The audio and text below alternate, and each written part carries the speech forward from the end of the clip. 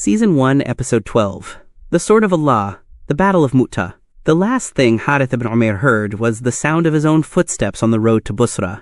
He had been walking for days. The letter from the Prophet Saifullah was folded against his chest. Not a declaration of war, not a demand for tribute, but an invitation. A simple invitation, extended to the ruler of Busra, to consider a new way of seeing the world. Harith was an envoy. In Arabia, in Persia, in Rome, an envoy was untouchable. The laws of warfare that every civilization had written into its bones, in blood and in custom, all of them agreed on this one thing: you do not kill the messenger. Shurahbil ibn Amr Ghassani, the deputy of the Byzantine emperor over the region of Mu'tah, did not agree.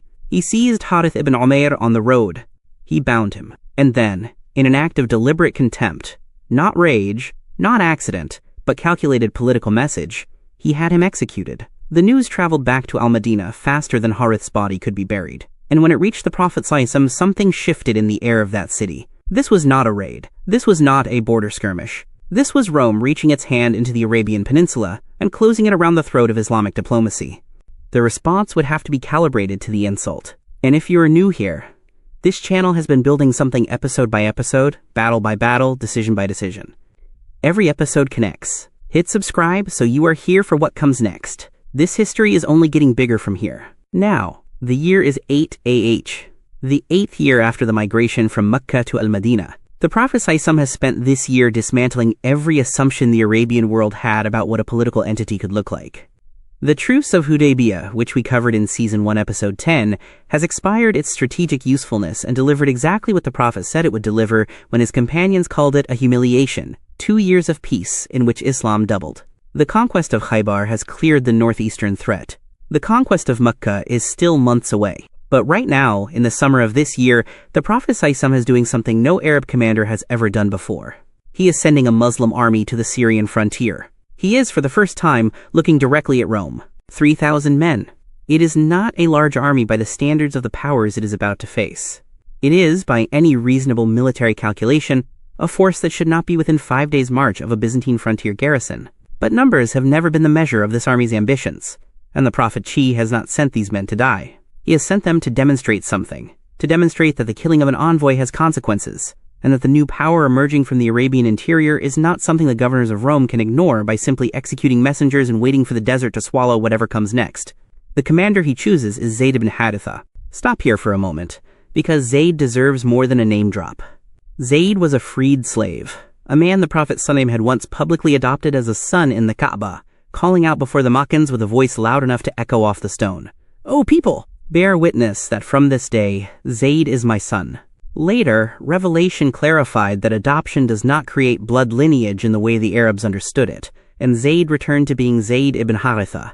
But the love between him and the Prophet ﷺ never changed. When Zaid had once been given a choice between freedom with his father or slavery with Muhammad, he chose the man over his family without hesitation. That moment told you everything about who Zaid was. He was not chosen for this command because of lineage. He was not chosen because of tribal influence. He was chosen because the Prophet ﷺ trusted him with his life, and now was choosing to trust him with 3,000. The chain of command the Prophet establishes for this expedition is itself a statement of principle. He gathers the army, looks at the men assembled before him, and speaks with the clarity of someone who has already thought through every contingency.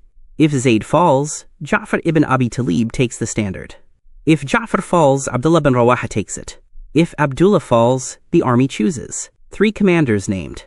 A 4th decision delegated to the army itself. This is not a list of successors. This is a blueprint for a force that will not stop functioning because its leader has fallen.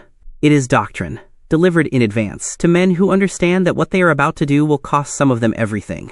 The Prophet ﷺ walked with them for some distance as they departed Al-Madinah. He embraced them. He watched them go, and then he returned to the city. The army moved north. When they reached Ma'an, a staging point between Arabia and the Syrian frontier, the intelligence reached them. Shurahbil ibn Amr was not waiting with a garrison force. He had gathered 100,000 Roman troops. Behind him, Heraclius had sent reinforcements, another 100,000. 200,000 soldiers against 3,000. The math is not a metaphor. It is a military reality that stops the Muslim army in its tracks at Ma'an for 2 days of deliberation. The commanders sit. They debate. The voices inside that council are divided, as they have often been divided, between the weight of the enemy in front of them and the weight of the mission behind them. And then Abdullah ibn Rawahah speaks. He does not argue the numbers. He does not construct a tactical case. He speaks to something underneath tactics, underneath strategy, underneath the entire language of military planning. He says, "We have not come here on the strength of numbers. We have not come on the strength of weapons. We have come here with the religion that Allah honored us with. We fight them with what we carry inside us. And there are only two outcomes, and both of them are victory. We break through. That is victory. We fall, and Allah takes us. That is victory." Forward. Mu'tah. The army rises from its deliberations and marches. The commanders know what they are walking into. So do the men. And this is the thing that makes this army unlike any other military force operating in this part of the world in the year 629 CE. They are not marching under compulsion. There is no draft here, no press gangs pulling men from their families in the night. These men have chosen to be here. Every one of them has had the opportunity. Abdullah ibn Rawahah just described, to count the numbers and turn back, and every one of them is still walking north. They reach Mu'tah on the western side of the Jordan River, in what is today southern Jordan. The terrain matters. The Byzantines, understanding that the Muslims would seek the open ground that favors cavalry and rapid movement, have positioned their forces on the elevated ground, holding the high features and forcing the Muslim army to engage from below. The Roman formation is massive. The center bristles with infantry, the wings extend further than the Muslim commanders can see the ends of, and behind the front line are more men. And behind those men are more men still. Zaid ibn Harithah takes the standard. He moves into the enemy with everything he has. What follows is not recorded in the detail of a modern after-action report. The sources do not give us the exact sequence of every charge, every retreat, every tactical adjustment. What they do give us is the essential shape of what happens. Zaid fights until he cannot fight anymore. He is struck by spears, struck repeatedly, and he goes down on the field at Mu'tah, and he dies holding the standard of Islam in his hand. The standard passes to Ja'far ibn Abi Talib. Ja'far, the man who stood before the Christian king of Abyssinia 14 years earlier and spoke words so clear and so precise about what Islam is and what it demands that the king wept. The man who had been absent from the Muslim community for 14 years, living in exile in Abyssinia while the wars in Arabia unfolded without him, and who had returned to Al-Madinah just 1 year before this battle. 1 year. He returned from 14 years of exile, and within 12 months he is standing on a battlefield at the Syrian frontier, holding the standard of Islam above his head, while 200,000 Roman soldiers press against the Muslim line. The sources tell us what happens next with a specificity that the rest of the battle lacks, because what Ja'far does is so extraordinary that the people who saw it never forgot the precise shape of it. He fights on horseback until the press of the enemy makes the horse a liability. He dismounts. He hamstrings his own horse, deliberately, so that it cannot be captured and used against his own men. He stands on the ground, and he holds the standard. His right arm is cut off. He takes the standard with his left. His left arm is cut off. He holds it with the stumps of his arms, pressing it against his chest, until the blows that kill him also drop the standard. He receives 90 wounds on the front of his body. 90. Every wound on the front. He never turned away. The standard passes to Abdullah ibn Rawahah, the man who gave the speech at Man. The man who made the case that there were only two outcomes, and both of them were victory. He fights. He is killed. 3 commanders. 3 deaths. The chain of command that the Prophet ﷺ had established before the army departed has now been fully consumed. And this is the moment that changes everything about this battle, about this army, and about the history of Islamic warfare. Thabit ibn Akram picks up the standard. He is not a commanding officer. He is a soldier. He lifts the standard and he shouts at the Muslim troops, "Choose someone to lead you." And the Muslim army, standing in the middle of a catastrophic engagement, having just watched 3 of its commanders die within hours of each other, does not collapse. It does not run. It chooses. They choose Khalid ibn al-Walid. Now, if you have been watching this series, you know who Khalid is. He is the man who shattered the Muslim right flank at Uhud, the cavalry commander whose instinct for the gap in an enemy line had been, until his conversion to Islam, the single most dangerous mind operating against the Muslim cause. He converted after Hudaybiyah. He brought himself, his sword, and his tactical genius to Al-Madinah, and placed them at the service of the Prophet ﷺ. He has been waiting for this moment. He takes the standard. What Khalid does next at Mu'tah is one of the most studied tactical operations in early Islamic military history. He is commanding 3,000 men against 200,000. He cannot win a static engagement. He cannot trade casualties at this ratio. But he can do something that a lesser commander would never attempt under these conditions. He can move. He reorganizes. He rotates his lines, bringing fresh fighters to the front, cycling the exhausted back, presenting the Byzantine commanders with a force that appears to be constantly changing. constantly reinforced. He shifts the right wing to where the left wing was. He brings fresh faces to the points of contact. He attacks. He pulls back. He attacks again from a different angle. He breaks 9 swords in the process. 9 swords, bent and shattered against Roman armor and shields, replaced one after another as Khalid cuts his way through the engagement. The sources tell us this detail. 9 swords. And it tells you more about the pace of what he is doing than any description of formations could. He is not directing from a distance. He is in the fight. The Byzantine commanders cannot read what is happening in front of them. The Muslim force should have broken. It has lost 3 commanders. It is outnumbered 66-1, and yet it is attacking, and yet it is reorganizing under fire. And yet every time the Romans press one sector, something moves somewhere else. By nightfall, Khalid has done something that no one on the Roman side expected. He has kept the Muslim army intact. He makes a decision in the darkness that is as tactically sophisticated as anything that happened in the daylight. During the night, he rotates the entire army, moving the vanguard to the rear, bringing the rear forward, repositioning the wings. When dawn breaks and the Byzantine commanders look at the Muslim line, they see a completely different set of faces, a completely different arrangement. They conclude, incorrectly but understandably, that reinforcements have arrived in the night, that the Muslim force has been resupplied. Hesitation enters the Byzantine command structure. The attack they were prepared to launch at first light does not come with the momentum they had planned. Khalid strikes the hesitation. He launches a controlled fighting withdrawal, engaging aggressively enough to keep the Byzantines cautious, pulling back with enough discipline to preserve the army. And he extracts 3,000 Muslim soldiers from a 200,000-man engagement and marches them back toward Arabia. They are alive. Here is the question that should be sitting in your mind right now, and I want it in the comments. Khalid ibn al-Walid was chosen by the army itself, not appointed by the Prophet ﷺ, not designated in the original chain of command. He took a force that had lost 3 commanders and held it together against odds that should have been unsurvivable.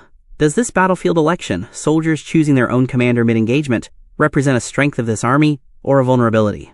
Drop your answer below. I read every single one. And if you are not yet subscribed, this is the moment. What happens next in this series is the reason this channel exists. Hit subscribe so you do not miss it. Now, the army returns to Al-Madinah. They are met at the gates by something that wounds some of them as deeply as anything at Mu'tah. The people of Al-Madinah throw sand at them. They call out across the returning column, "O you who flee, you have fled from the way of Allah." The men who have just survived one of the most punishing military ratios in the history of this community are called cowards at their own city's gate. The Prophet ﷺ does not let this stand. He says they are not those who flee. They are those who will return to fight. He says this clearly, publicly, in direct correction of the people throwing sand. The men who return from Mu'tah are not failures. They are the seed of the next campaign. But the Prophet ﷺ does not wait for the shame of the crowd to be forgotten before he delivers the news of the battle to Al-Madinah. He mounts the pulpit. He speaks. He announces what has happened on the field. Zaid has fallen, Ja'far has fallen, Abdullah ibn Rawahah has fallen, and his eyes fill with tears as he speaks each name. He weeps publicly, without apology, for men he loved, for a freed slave who chose him over his own father, for a cousin who pressed the standard against the stumps of his arms until the life left him, for the man who said there are only 2 outcomes, and both of them are victory. He sends food to the house of Ja'far's family. He goes there himself. He gathers Ja'far's children, small children, stunned into silence by what they do not yet fully understand, and he weeps over them. He says Ja'far is flying in paradise on 2 wings, Ja'far Tayyar, the flying one. It is the name he is given from that day forward. And then the Prophet ﷺ looks at the man who brought the army home. He calls Khalid ibn al-Walid the sword of Allah, Saifullah. He says it publicly, with the same directness with which he named the fallen commanders. This man, who was the sword of the Quraysh against Islam at Uhud, who had spent years in the camp of those who wanted the Prophet ﷺ dead. This man is now, by the Prophet's own declaration, the sword by which Allah strikes. The title is not an honorific. It is a theological statement about what this army is and where it draws its strength. From this moment forward, Khalid ibn al-Walid is Saifullah. And the campaigns that follow, the campaigns of Iraq, of Syria, of the Persian frontier, all of them will be conducted with this man at their edge. Now stand back from the battlefield for a moment and look at what Mu'tah actually is in the architecture of Islamic history. It is not a victory by the conventional measure. The Muslim army did not hold the field. It did not capture territory. It did not punish Shurahbil ibn Amr for the execution of the Prophet's envoy. By the ledger of classical warfare, Mu'tah is, at best, a tactical draw, and at worst, a strategic setback. But this reading misses what Mu'tah actually demonstrated to the watching world. The Byzantine commanders at Mu'tah sent their report north to Heraclius. A Muslim force of 3,000 had engaged 200,000 Roman soldiers and walked away intact. Not routed. Not destroyed. They chose a new commander in the middle of the engagement. They rotated their lines under fire. They conducted a fighting withdrawal with enough discipline to keep the enemy uncertain about whether they were retreating or preparing to attack. Rome had just learned something about this army that its previous encounters had not taught it clearly. This was not a force of desert raiders. This was not a tribal militia that would break if its chiefs fell. This was something new. An army that could absorb the death of its commanders and keep moving, that could improvise doctrine under the worst possible conditions, that carried inside it a motivation that had nothing to do with whether the man in front of it was still alive. Mu'tah is the first time the Muslim community and the Roman Empire looked directly at each other across a battlefield. It will not be the last. What begins at Mu'tah? The confrontation with Byzantine power, the question of who controls the Syrian frontier, will define the next generation of Islamic history. The battles of Yarmouk, the fall of Damascus, the conquest of Jerusalem, all of them begin here, in the dust of this valley, with 3 commanders dead and a sword still moving. 14 years after the Battle of Mu'tah, the Byzantine Empire will lose Syria permanently. But that story requires its own episodes to tell. And those episodes are coming. What happened at Mu'tah established something permanent in the strategic imagination of the early Muslim state. The borders of Arabia were not the limit of this project. The Prophet had already sent letters to Heraclius, to the Negus, to the Sassanid emperor, to the rulers of Yemen and Bahrain. He had been telling the world for years that what was happening in Arabia was not a local phenomenon. Mu'tah was the first time that message was delivered not by letter but by 3,000 soldiers appearing at the Syrian frontier and refusing to be destroyed. The battles ahead will be larger. The armies will be bigger. The stakes will rise until they encompass empires. But when those future commanders, Khalid ibn Walid, Abu Ubaidah ibn Jarrah, Amr ibn al-As, when they stand on the banks of the Euphrates or the edges of the Sinai and look at what they are about to attempt, this is the precedent they are standing on.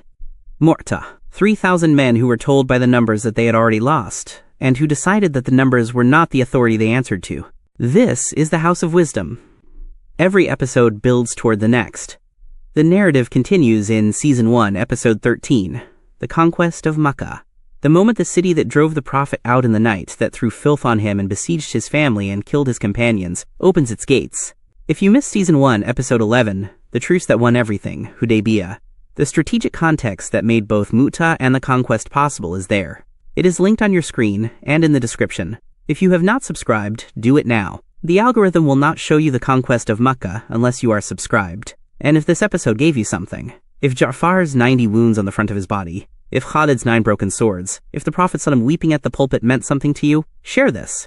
One share puts this history in front of someone who has never heard it told this way. This is the House of Wisdom, where history is never just the past.